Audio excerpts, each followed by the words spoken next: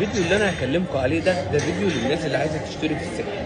لو عايز تشتري حاجات قسط، يعني مثلا شاليه بمليون و800 تدفع فيه 300,000 جنيه يبقى تشتري قبل. واحسن قريه قبل ممكن تشتري فيها هي بورتو جولف مارينا. ليه؟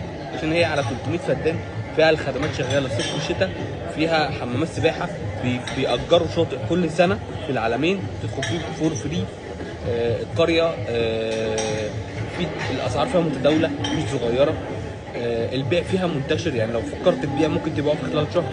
الشاليهات هناك بتبدا بتدفع 10% والقسط على 7 سنين. ده للناس اللي عايزه تشتري قسط. بورتو جولف احلى قريه، قريبه من العلمين، قريبه من في وش العلمين، قريبه من الاكاديميه ومن جامعه اسكندريه. بتدفع شاليه مثلا اللي بمليون 700 بتدفع 170,000 جنيه والباقي على 6 سنين. يعني معنى كده الشاليه بتستلمه بعد سنتين، وبعد كده يعني انت بتدفع قسط سنتين بس، وبعد كده الشاليه هو اللي بيجيب لك العائد.